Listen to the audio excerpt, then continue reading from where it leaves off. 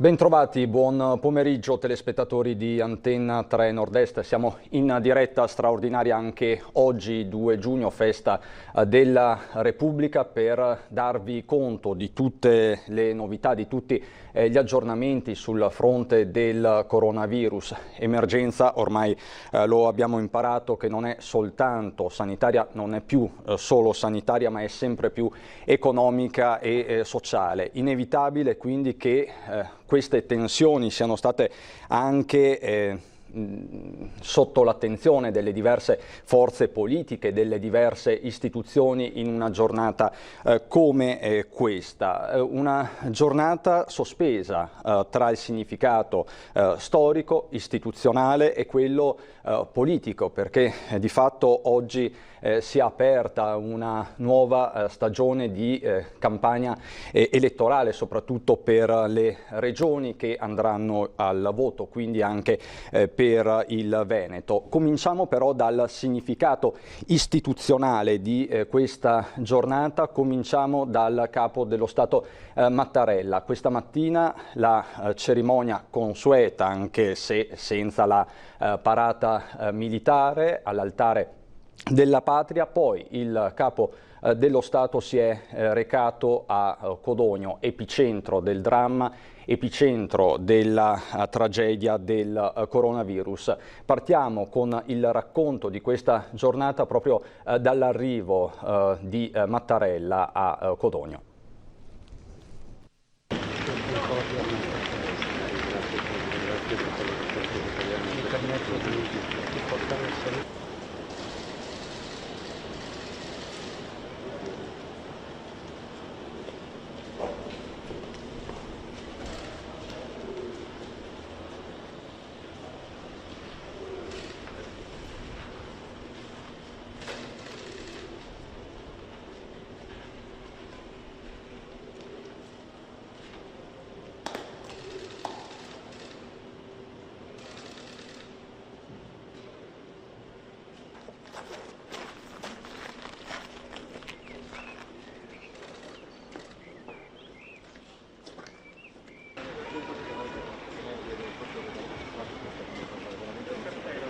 Grazie ancora.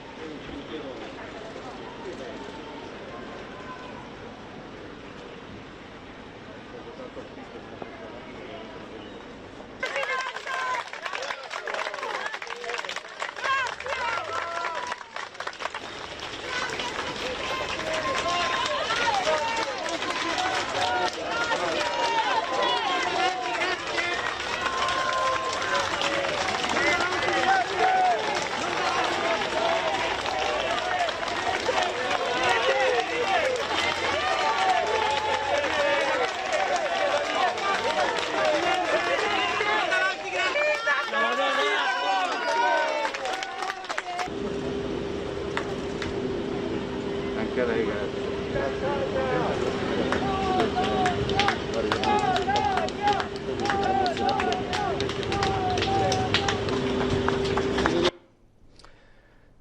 Questa quindi l'accoglienza al Capo dello Stato da parte della comunità di Codogno. Ovviamente una presenza che ha un altissimo valore simbolico. Oggi Mattarella ha detto molto chiaramente che questo non è il momento della polemica, bensì deve ripartire l'Italia della coesione, l'Italia del coraggio. Il Capo dello Stato nel suo discorso odierno si è anche rivolto ai presidenti di regione, auspicando una leale collaborazione. Sentiamo uno stralcio del discorso di Mattarella.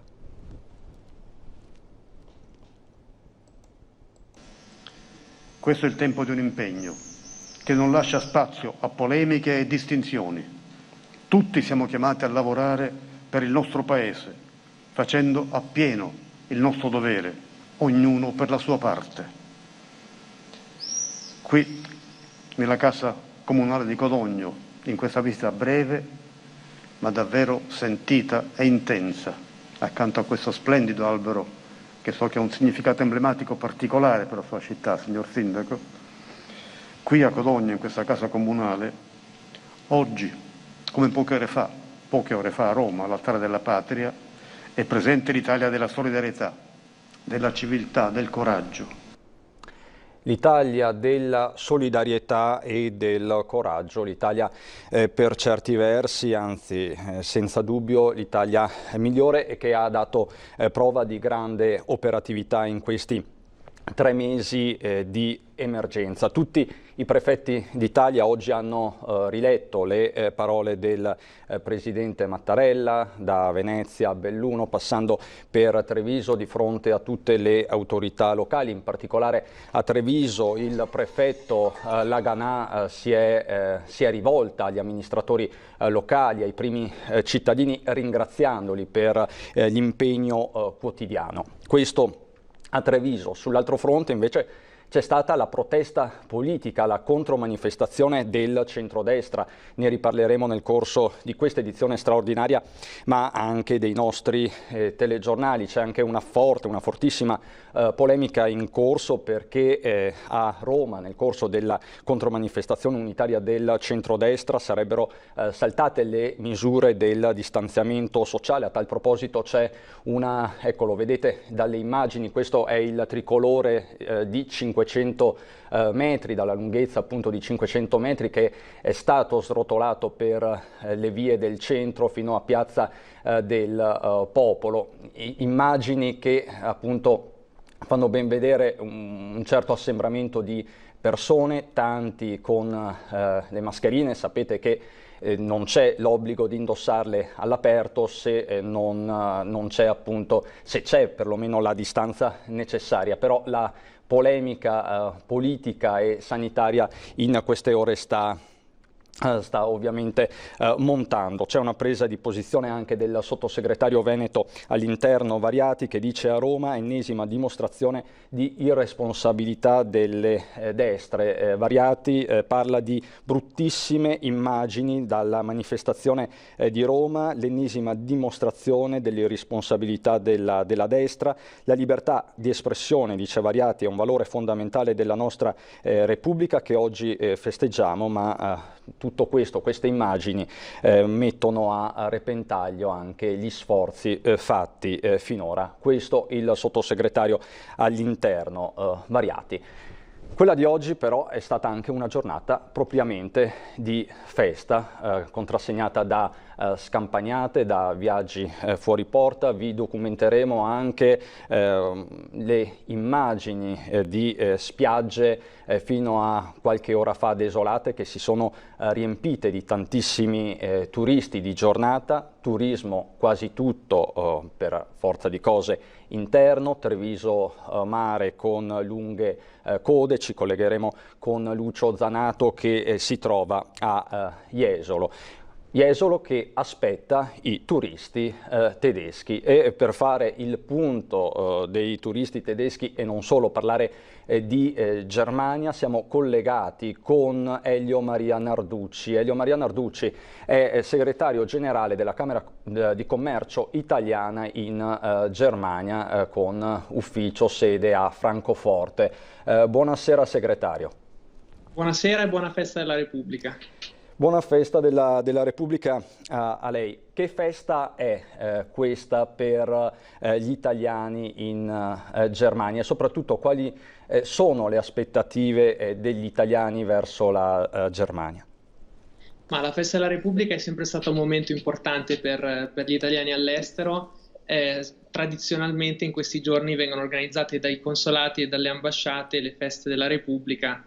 E per noi rappresentanti della Repubblica, insomma, noi siamo invitati a partecipare in Germania sia a Berlino che nei consolati di Francoforte, Monaco, e quindi è sempre una giornata dove è bello incontrare i connazionali. E ovviamente in questo periodo queste feste della Repubblica sono saltate, non è possibile per le regole del distanziamento poter organizzare questo tipo di manifestazioni. Però certo in questo momento ci sono anche c'è una cresciuta volontà, insomma, di poter tornare in Italia. Per molti di noi è diventato difficile, per cui ecco, questo è il tema che si discute in questi giorni, si parlava di turismo, ovviamente questo qui è un tema che tocca anche una gran parte del nostro PIL nazionale italiano, e quindi in questi giorni stiamo cercando di capire cosa si può fare attivamente, e cerchiamo anche di supportare quelle che sono le esigenze del settore turistico italiano. Ecco, cosa sta maturando in Germania per quanto concerne l'apertura delle frontiere? C'è questa data del 15 giugno, ma per il momento non c'è niente di ufficiale, così? Sì, corretto. Dunque, in questo momento in Germania il ministro degli esteri non ha ancora sciolto la riserva rispetto a questa data del 15 di giugno. Il pensiero prevalente è quello che effettivamente dal 15 di giugno sarà possibile arrivare anche in Italia, ma la differenza significativa sarebbe quella che i tedeschi che dovessero rientrare in Germania dal 15 giugno in poi non dovrebbero più sottostare ai 15 giorni di quarantena. E questo per il turismo è essenziale. In questo momento le frontiere con tutti i paesi direttamente confinanti con la Germania sono state tolte, quindi è possibile per francesi, olandesi e quant'altro viaggiare verso la Germania e tornare indietro. Per i paesi invece del sud, specialmente per le zone rosse, bisognerà aspettare fino al 15. Fino al 15. Ovviamente i nostri operatori del turismo, ma anche della manifattura, stanno aspettando con ansia questa data. Lei che percezione ha? I turisti tedeschi ritorneranno in Italia? C'è paura, c'è scetticismo, c'è diffidenza? Che umore c'è in Germania nei confronti dell'Italia e del Veneto? Ma le notizie che io ho anche dei colleghi delle Camere di Commercio Venete, dell'Unione Camere del Veneto, sono che in questi giorni le prenotazioni sono ripartite, specialmente per quegli alberghi che storicamente avevano turisti tedeschi. Certo è che quello che possiamo cogliere noi dalla Germania è una certa diffidenza a partire da parte dei tedeschi. Diciamo che i tedeschi sono storicamente anche persone che pianificano in anticipo le vacanze, per cui in questa incertezza, insomma, l'opinione che abbiamo noi, almeno in Camera di Commercio di Francoforte, è che molti dei tedeschi quest'anno, un po' anche per le ristrettezze economiche in cui si sono trovati, un po' per la questione sanitaria, decideranno di non partire e decideranno addirittura di fare le ferie a casa propria, non faranno neanche del turismo, diciamo, all'interno della Germania. Ecco, segretario, per essere molto brutali, c'è il rischio che vadano in Croazia, quindi che prediligano al Veneto, all'Alto Adriatico italiano la Croazia? Cioè, voglio dire, una competizione sull'offerta turistica c'è sempre, però io non credo che scapperanno tutti in Croazia, ecco, non è sicuramente questo il tema. Il tema è che c'è una difficoltà generale negli spostamenti, per cui quello di cui si sta parlando in questi giorni in Germania peraltro è un bonus che incentiva le famiglie tedesche a fare le vacanze in Italia, un po' come il bonus turismo che è stato fatto in Italia, per cui ci sarà una riduzione perché i tedeschi verosimilmente non usciranno dai confini nazionali, almeno in parte. E se ho capito bene, quindi c'è un bonus per le famiglie tedesche per fare vacanze in Italia? No. Ah, ok, in Germania, quindi ok, lo stesso meccanismo di fatto dei nostri voucher sostanzialmente. Quindi tutti i paesi, compresa la Germania, stanno optando per un turismo interno, almeno per quest'anno. Tra l'altro mi diceva che noi stiamo assistendo all'invasione delle nostre spiagge, in Germania si sta assistendo in questi giorni all'invasione del Mar Baltico. Sì, sostanzialmente questo weekend è stato anche in Germania un weekend lungo perché è il weekend della Pentecoste, quindi lunedì ieri non si è lavorato e oggi sono usciti degli articoli, insomma, che sulle spiagge del nord si sono affollati i turisti e addirittura l'ufficio, la stessa cancelliera Merkel ha dovuto fare un'uscita stampa in cui ha richiamato tutti quanti al distanziamento, alla cautela, al fatto che non siamo ancora fuori dai rischi, per cui... Diciamo che di fronte al mare e alle spiagge tutti perdono un po' il controllo, compresi i tedeschi sostanzialmente. Beh, dopo tutto questo periodo, insomma, di distanziamento, tutti quanti vorrebbero un po' di rilassatezza. Tra l'altro, rimanendo sul tema turismo, ecco, stiamo parlando di spiagge perché anche la stagione ci porta a questo sostanzialmente, ma in realtà ci sono tanti altri comparti del turismo che necessitano di turisti tedeschi. Io so che lei si è sentito con il sindaco di Abano, lo possiamo dire? Sì, sicuramente. Ecco, cosa vi siete detti? Quale strategia sarà adottata per riportare i tedeschi ad Abano, che sono linfa vitale? Infatti, il sindaco di Abano appunto faceva presente che gran parte dei turisti che vengono tutti gli anni sono tedeschi. Per quanto riguarda Abano, non solo c'è un tema diciamo, di visita turistica, ma c'è anche un tema di salute, quindi insomma, la strategia è da formulare, nel senso che ovviamente la difficoltà con la chiusura delle frontiere non aiuta nessun territorio. E io credo che quei territori che avranno dei protocolli sanitari molto ben fatti, un'assistenza sanitaria capace e soprattutto riusciranno a fare una campagna di promozione, se non per questa stagione ma per le prossime, che sia ben mirata, riusciranno a recuperare. Come Camera di Commercio Italiana per la Germania noi ci occupiamo di questo tipo di campagne. Un tema sicuramente che abbiamo in questo periodo è la difficoltà nel reperire i fondi per fare queste campagne, perché per farle ci vogliono, sono indispensabili, per cui anche questa incertezza su quali tipi di fondo e quali meccanismi servano per attivare questi fondi pubblici fa sì che ci siano un po' di ritardi. Adesso bisognerà capire nei prossimi giorni come... Segretario, può rimanere con noi qualche minuto perché mi collego con Lucio Zanato che si trova a Jesolo perché sta documentando per noi l'invasione delle spiagge venete. Buonasera Lucio, mi senti?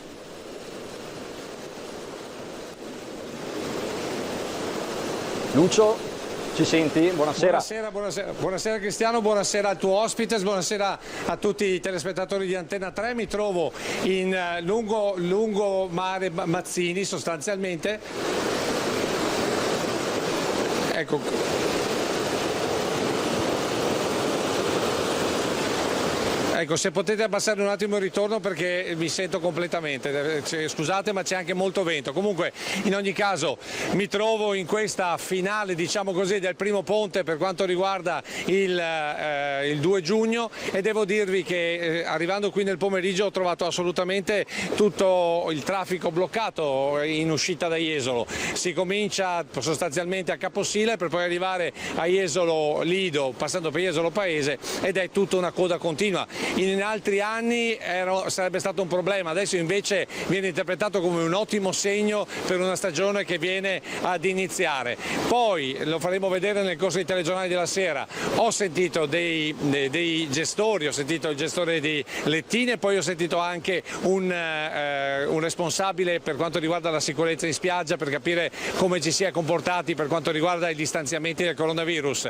Tutto bene, tanto è vero che ad esempio il gestore dei Lettini non ci credeva, aveva già il tutto esaurito da ieri, quindi ieri e oggi tutto esaurito nei Lettini. È vero che sono a un quarto della possibilità, però come dire, se il buongiorno viene dal mattino direi che questo inizio di stagione si apre nel migliore dei modi. Lo faremo vedere anche con le immagini perché in questo tratto di spiaggia devo dire quando sono arrivato ho trovato un paesaggio, chiamiamolo così, degno delle passate stagioni di Jesolo, quindi nonostante naturalmente le prescrizioni per le distanze l'immagine della spiaggia piena gremita c'era tutta e quindi devo dire segnali positivi almeno per questo ponte del 2 giugno. Cristiano.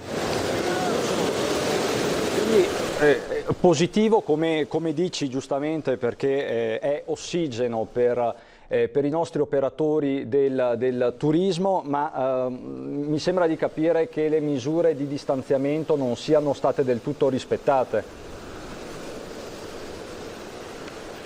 Allora, che mi risulti, diciamo che non ci sono stati, come dire, non ci sono stati momenti di difficoltà, non ci sono stati momenti di assembramento, questo almeno ci ha detto il responsabile della sicurezza, e sicuramente, diciamo così, almeno stando a quello che io ho visto quando sono arrivato, le distanze c'erano tutte, però devo dire che gli spazi erano completamente coperti, nel senso che non c'era uno spazio libero, seppur calcolato. Parlo anche del proprio lungo acqua, chiamiamolo così, proprio nel bagnasciuga, come si direbbe in altri termini. Quindi posso dire che il mare ha attirato sicuramente i trevigiani, ma i veneti in genere, almeno questo tratto di lido costantemente frequentato, soprattutto dai trevigiani, dai padovani, dai vicentini, forse un po' meno dei veneziani che preferiscono il lido, però il risultato è più che positivo. Cristiano.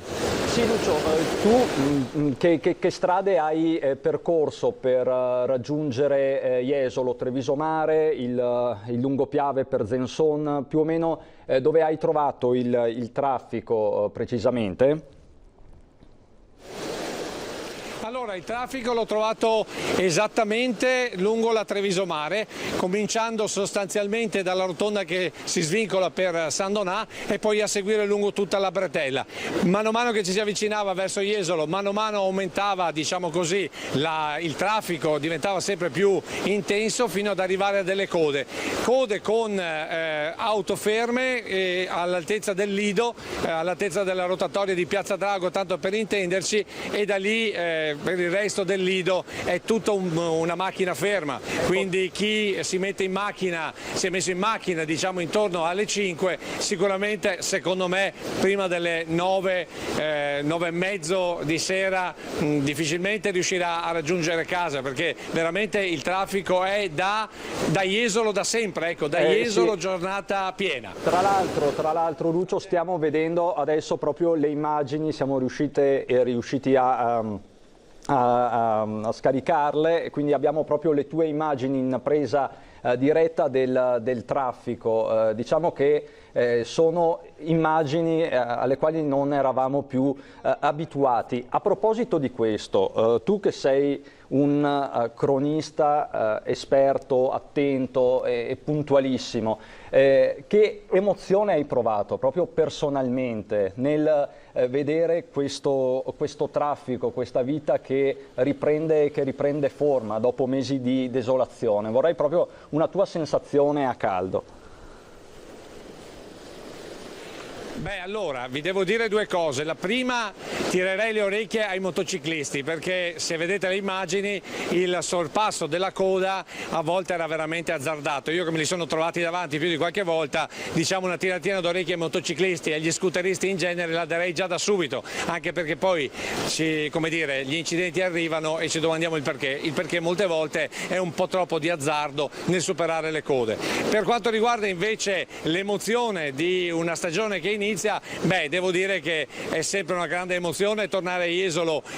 Io ci torno da diversi anta, chiamiamoli così, e quindi vi posso dire che Jesolo è sempre Jesolo. È cambiata magari per certi versi l'architettura, sicuramente è diventata molto più vicina a situazioni tipo Atlantic City, tanto per intenderci, con queste torri che svettano, però l'idea di andare in spiaggia, l'idea di trovarsi in spiaggia, l'idea di vivere, diciamo, l'estate al mare e nel nostro mare è sempre intensa, e quello che io ho visto oggi negli occhi delle persone, nei sorrisi soprattutto dei giovani, nell'ottimismo, diciamo, di chi si muoveva, era esattamente questo, cioè l'atmosfera della nostra Jesolo, l'atmosfera della nostra estate che va ad iniziare.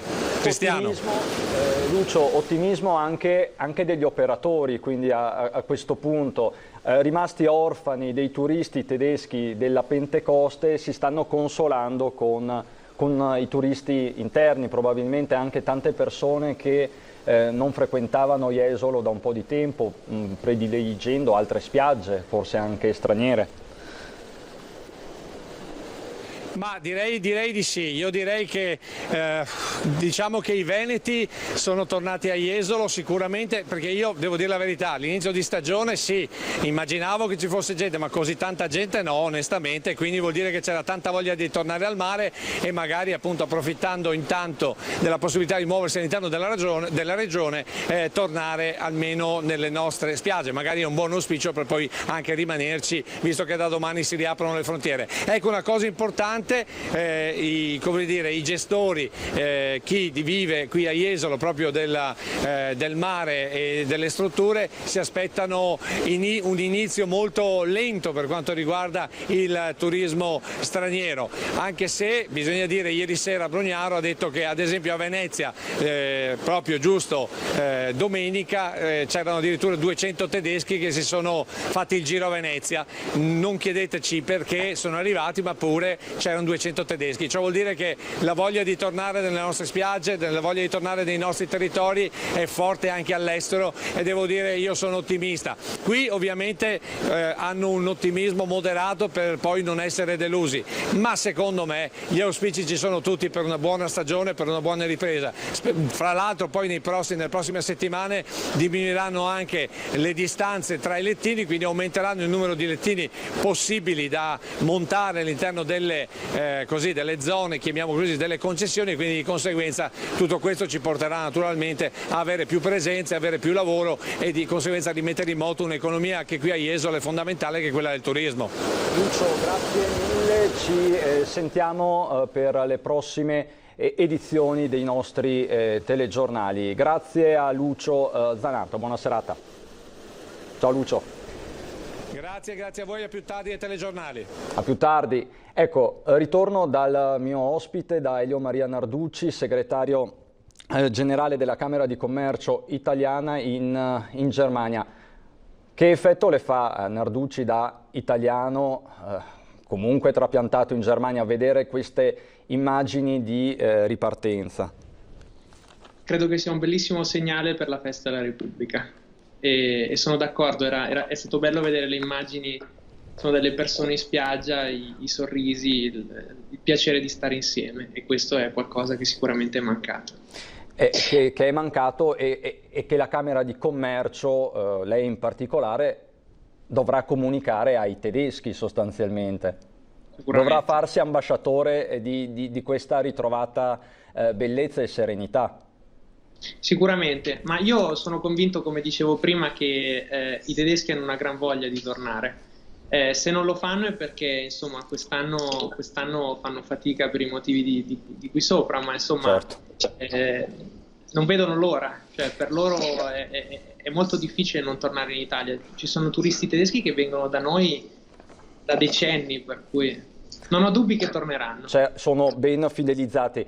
Senta Narducci, parliamo di questioni meno, che ci fanno sognare meno, più operative. C'è questo Recovery Fund a cui sta lavorando l'Europa, proposto principalmente dall'asse franco-tedesco, principalmente da Angela Merkel, quindi 750 miliardi sul tavolo, agganciati al bilancio europeo 2021-2027, per metà, diciamo, più o meno contributi a fondo perduto, per l'altra metà prestiti.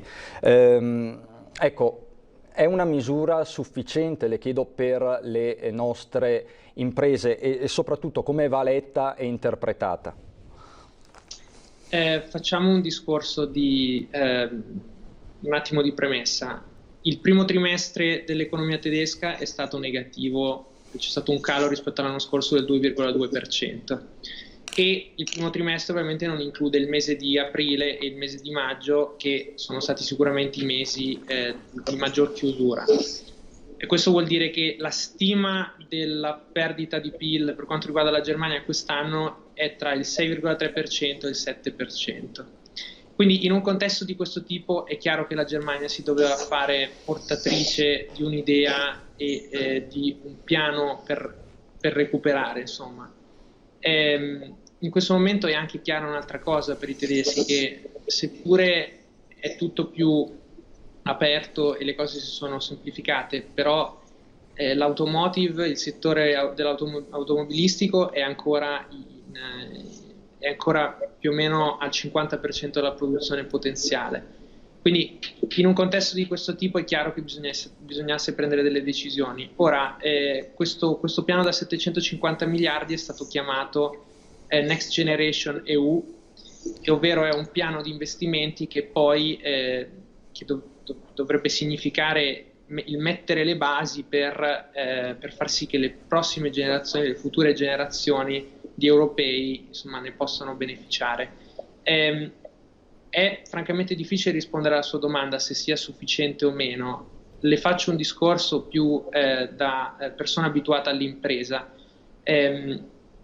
Io sono abituato a discutere del budget che mi serve una volta che ho presentato un piano strategico. Qui devo ammettere che non si è ancora capito nel dettaglio su quali spese e su quali tipo di investimenti si utilizzeranno questi fondi, quindi se è sufficiente o meno lo sapremo solamente quando avremo più dettagli in questo senso. Next Generation anche perché andrà a gravare sulle future generazioni, perché comunque si andrà a emettere debito, la Commissione europea andrà a far debito sostanzialmente per favorire la crescita. Chiaro, però è un po' un'ipoteca sulla Next Generation. Guardi, per come è stato impostato il discorso della Presidente von der Leyen è così, cioè questi sono fondi aggiuntivi che verranno presi sul mercato finanziario. Anche in questo caso i dettagli non sono stati dati, per cui speculare è ancora un po' troppo rischioso. Però sicuramente il tema degli investimenti è sempre questo, cioè se sono investimenti fatti bene, la futura generazione avrà profitto dal fatto che sono stati fatti. Se non sono stati fatti seguendo i criteri giusti, saranno un costo. E qua giustamente ritorniamo alla capacità di programmare che tutti auspicano, però poi alla prova dei fatti, ecco, siamo sempre stati un po' carenti e speriamo che questa sia la volta giusta. Segretario, io la ringrazio, avevamo anche altri temi, ma conto di averla mia ospite a stretto giro di posta. La ringrazio. Volentieri e buona serata a tutti. Buona serata e buon lavoro a Elio Maria Narducci, segretario generale della Camera di Commercio italiana in Germania, in attesa questo appunto dei turisti tedeschi e non solo dei turisti ma anche della manifattura con cui siamo legati a doppio filo. Adesso per noi c'è un momento. Siamo di nuovo in diretta per proseguire il racconto di questo 2 giugno davvero particolare, con molti fronti aperti, ed è inevitabile che sia così dopo 3 mesi di emergenza coronavirus. Un 2 giugno che si è riempito di tantissimi significati e anche di polemiche. Abbiamo aperto la nostra diretta straordinaria con il capo dello Stato, prima all'Altare della Patria, poi a Codogno. Abbiamo però visto come le piazze si siano riempite anche di bandiere di partito, come il centrodestra unito sia ritornato in piazza. Di fatto possiamo dire che le manifestazioni del centrodestra a livello nazionale hanno segnato un primo ritorno alla normalità sul fronte della libertà di manifestazione, suscitando in alcuni casi anche delle polemiche, come a Roma con il governo ed esponenti autorevoli del Partito Democratico che sono andati all'attacco dicendo che appunto non sono state garantite le distanze di sicurezza. Ma al di là di questa polemica politica sanitaria resta un messaggio forte e chiaro contro il governo da un lato, dall'altro che il centrodestra è compatto soprattutto in vista delle prossime elezioni regionali. È così Luca De Carlo, coordinatore regionale di Fratelli d'Italia e deputato, nonché sindaco di Calalzo di Cadore. Buonasera De Carlo.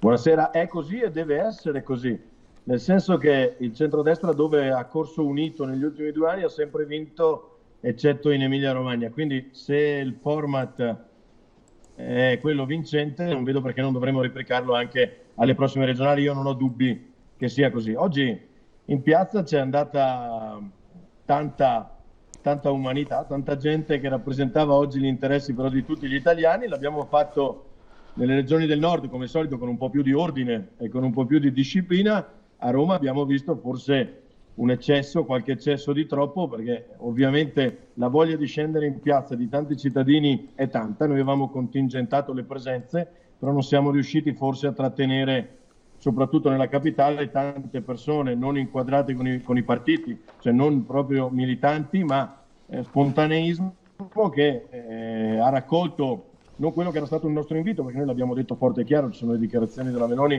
che dicono: ragazzi, non venite, è contingentata, siamo noi a portare le vostre dimostranze al governo. Si è aggiunta però tanta gente.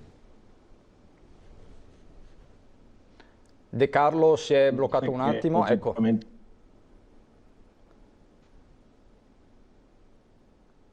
De Carlo, non la sentiamo, vediamo se riusciamo a ripristinare un attimo il collegamento. Ci sono. Ecco, diceva De Carlo, proviamo? Io vi sento. Ecco, la vedevamo dico che, congelato per un momento. Prego. Mi sono ibernato per mantenermi ancora una cinquantina d'anni, questa è la realtà. Niente, dicevo che la gente ha voglia oggi di scendere in piazza. Abbiamo cercato di farlo in maniera seria e corretta.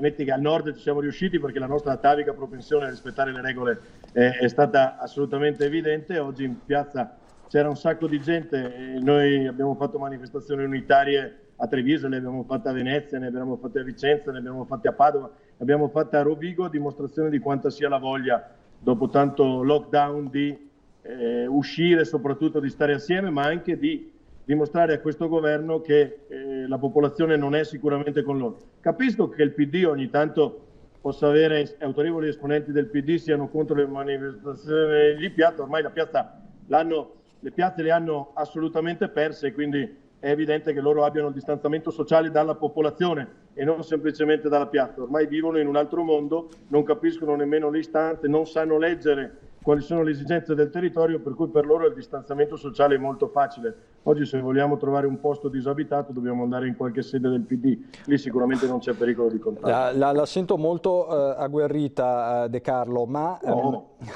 solo giusto un poco. Tra l'altro, appunto, il sottosegretario Variati, sottosegretario vicentino all'interno, dice che da Roma sono arrivate bruttissime immagini irrispettose anche dei 33.000 morti italiani. Ecco, questo per quanto concerne la polemica politica. No. Ma venendo ai fatti, ai provvedimenti, all'attività parlamentare, lei adesso è ad Arezzo più o meno, quindi stamattina era a Venezia per la manifestazione di piazza, adesso si sta recando a Roma. Domani alla Camera ci sono degli appuntamenti importanti, quali? Domani approda il DL Scuola. Approda dopo, come approda sempre, cioè il governo anche su questo provvedimento, a dimostrazione di come sia assolutamente antidemocratico anche in questo, porrà la fiducia anche domani, quindi la voteremo dopodomani, l'ennesima dimostrazione di come non si possa né discutere né migliorare ogni provvedimento che arriva in aula, e quindi noi che siamo i rappresentanti di quella parte che oggi non è al governo, abbiamo strumenti limitati per poter manifestare il nostro disagio e anche le nostre proposte. Il governo ormai non solo è sordo a quello che dicono i parlamentari di opposizione. Guardate, io non me ne straccio assolutamente le vesti, però erano loro quelli che predicavano la cabina di regia, la condivisione. Ogni volta che qualcuno parla di condivisione, io ho capito che c'è la fregatura, perché nessuno condivide nulla. È sempre la condivisione o la commissione sono sempre le scuse per fare poi ciò che meglio si crede. Anche questa volta l'ennesima dimostrazione di un governo che ha il record mondiale di fiducia. Cioè, io credo che non ci sia nessuno che ha posto tante questioni di fiducia come quello che hanno fatto loro. Oggi dicono che è per motivi di velocità, insomma, perché se no non si riescono a chiudere i provvedimenti. E certo, questa è la scusa migliore per non far discutere l'Aula. A loro piacerebbe addirittura continuare a poter fare quello che hanno fatto i primi mesi, cioè legiferare per DPCM. Ricordo a tutti, anche ad Avariati, di cui io ho una stima assoluta, che le cose brutte che si vedono a Roma non sono quelle di gente che manifesta, ma sono quelle di un governo assolutamente lontano dalle esigenze della popolazione, che ha azzerato la democrazia. Queste sono le cose brutte che vediamo a Roma. De Carlo, le chiedo di rimanere con noi 2 minuti perché la vorrei portare a Vicenza per sentire qual è il messaggio lanciato oggi dal sindaco Francesco Rucco, che torna a chiedere in questa giornata di festa, torna a chiedere al governo l'autonomia. Oggi lo hanno fatto in tanti, tra questi appunto il sindaco di Vicenza Rucco. Sentiamolo. Una buona festa della Repubblica a tutti i telespettatori di Rete Veneta. È un momento delicato, è una festa della Repubblica che avremmo anche quest'anno voluto festeggiare in Campomarzo, quindi lungo Viale Roma, ma questo non è stato possibile, quindi lo abbiamo fatto in forma ridotta con il prefetto in Piazza dei Signori, con un riconoscimento appunto alla nostra patria, alla nostra bandiera. Una festa della Repubblica non in grande ma in piccolo stile. Il 2 giugno arriva dopo i giorni bui del coronavirus. Patria e bandiera sono suggestioni che si fondono con la sofferenza e il dolore di un'emergenza sanitaria e sociale che fa ancora male. Così il sindaco di Vicenza, Francesco Rucco, rilancia il tema dell'autonomia, una riforma che avvicina il governo al territorio da gestire, gli amministratori al popolo. Eppure le ore, le settimane, i mesi, gli anni continuano a scorrere inutilmente. L'autonomia è stata accantonata da questo governo, ma il 2 giugno diventa l'occasione per rilanciarla. Il tema dell'autonomia è un tema importante, noi stiamo insistendo molto come veneti perché l'autonomia venga riconosciuta ed è stato dimostrato come nel campo della sanità l'autonomia funzioni e quindi la gestione autonoma delle risorse può portare sicuramente uno sviluppo importante per la nostra regione, non vuol dire assolutamente secessione, ma vuol dire autonomia gestionale, cioè trattenere delle risorse reinvestite sui territori della Regione Veneto e credo che la Regione Veneto sia una regione virtuosa e lo sia anche il Comune di Vicenza. Queste le parole del sindaco di Vicenza Rucco. Il 2 giugno serve anche per rilanciare, dice, il tema dell'autonomia. Oggi l'hanno chiesto in tanti, soprattutto i leghisti in piazza, lo sentiremo, lo vedremo nel corso dei nostri telegiornali. De Carlo, autonomia, Repubblica, patria, bandiera, sono concetti che possono stare dalla stessa parte. Oggi il centrodestra era unito, in piazza si è presentato coeso come non si vedeva da tempo, ma questi concetti possono rimanere insieme? Autonomia e patria non fanno a cazzotti. No, anzi, assolutamente. Noi siamo stati tra i più, quelli che hanno fatto più propaganda per il referendum sull'autonomia. Ricordo sempre a tutti che siccome si agisce per esempi e con cose pratiche, il mio comune è stato il secondo comune in provincia di Belluno con la più alta percentuale d'affluenza al voto per richiedere maggiori forme di autonomia. Non è assolutamente vero che l'autonomia stride con la patria. Vogliamo vedere, vogliamo giocare a carte scoperte. Noi ci eravamo illusi che con 1 anno e mezzo quasi di governo della Lega potesse arrivare sul tavolo una bozza almeno, un ragionamento sull'autonomia. Ci eravamo illusi perché non abbiamo visto nulla in 1 anno. Oggi con il PD è passato un altro anno e non abbiamo visto nemmeno nulla. Io credo che si possa lavorare su maggiori forme di autonomia, che sono quelle che i veneti chiedono, e non si debba mettere in discussione una patria ed una bandiera che oggi sono quelle italiane e che rimarranno per sempre quelle italiane. Però all'interno di una nazione come l'Italia, splendida, diversa e ricca di quella che gli scienziati chiamano biodiversità, ci possa essere spazio per maggiori forme di autonomia, soprattutto per quelle regioni che hanno dimostrato di saperla utilizzare in maniera valida, come è capitato in Veneto. Quindi lei dice l'autonomia viaggia comunque sulle gambe degli uomini, dipende anche da chi è esercitata questa autonomia. Questo è un dato di fatto oggettivo, insomma, lo vediamo anche nei comuni. A seconda del sindaco che amministra un comune, il comune funziona o meno. Il mio amico Rucco, per esempio, amministra un comune come me e sa benissimo che a parità di risorse ci sono quelli un po' più bravini e quelli un po' meno bravini. E io mi auguro che Rucco continui ad essere un bravo sindaco e ascolti le istanze che gli provengono dal territorio e da Fratelli d'Italia, perché possiamo rilanciare anche a Vicenza la nostra azione amministrativa. Ecco, De Carlo, nella sua dimensione di sindaco, che istanze le sono arrivate dal territorio in questi 3 mesi? Beh, le istanze sono quelle di tante partite IVA che fino a ieri hanno tirato la carretta e mi hanno consentito di poter erogare servizi a persone in difficoltà e che oggi costituiscono le persone in difficoltà. Quindi abbiamo un rovesciamento del sociale di fatto. Ci sono partite IVA oggi che non hanno lavorato per 3 mesi o hanno lavorato parzialmente o che si sono viste azzerati assolutamente le proprie entrate, che oggi sono in difficoltà, che oggi chiedono alle istituzioni, anche ai sindaci, di poter intervenire. Chiaro che l'ANCI ha stimato una perdita per i comuni in questi 3 mesi di circa 5 miliardi. Oggi sento che il PD si festeggia un po' come quando Conte scende dopo un vertice europeo fingendo di aver ottenuto chissà cosa. Oggi vedo e cito ancora il sottosegretario Variati che decanta le lodi di questo governo per aver trovato 3 miliardi e mezzo. Beh, insomma, io che sono stato in videoconferenza con tutti i sindaci anche delle aree metropolitane, delegato dal mio capogruppo alla Camera Francesco Lollobrigida, so benissimo che mancano ancora circa 2 miliardi per coprire i servizi essenziali dei comuni. Quindi 3 miliardi sono esattamente quasi la metà di quello che i comuni avevano chiesto. Quindi non c'è nulla per cui gioire, non c'è nulla di cui esultare, bisogna trovare altri 2 miliardi.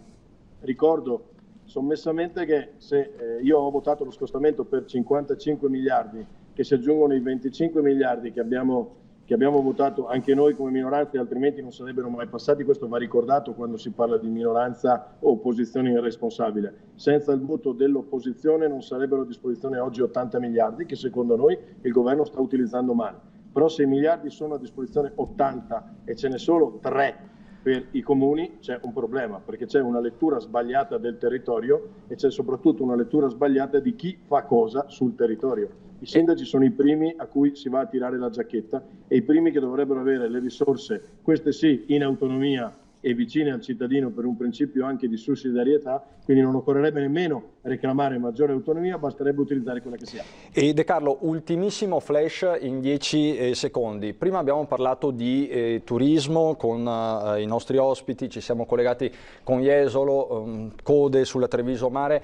Com'è andata in Cadore? Calalzo è un comune turistico, c'è movimento? Che giorno è stato quello di oggi? C'è movimento e c'è grande richiesta di seconde case, perché ovviamente la gente pensa di poter gestire il distanziamento autonomamente, mentre hanno molto più problemi oggi gli albergatori e gli alberghi che oggettivamente sono in difficoltà con le distanze. Credo che la montagna sia un posto molto appetibile, primo perché per la vastità, per la propria densità e quindi che riesce a raccogliere molta più gente anche sparsa, contrariamente al mare che magari riesce almeno nelle spiagge c'è più contatto. Io credo che sarà una ottima stagione per chi affitta appartamenti e una stagione molto difficile per gli albergatori anche di montagna. De Carlo, grazie, buon lavoro, buon viaggio verso Roma. Arrivederci, a presto. Buon lavoro a tutti. Grazie. Siamo al termine della nostra edizione straordinaria pomeridiana. Subito dopo la pubblicità tutte le notizie dal Veneto nel nostro telegiornale regionale. Grazie per l'attenzione, a dopo.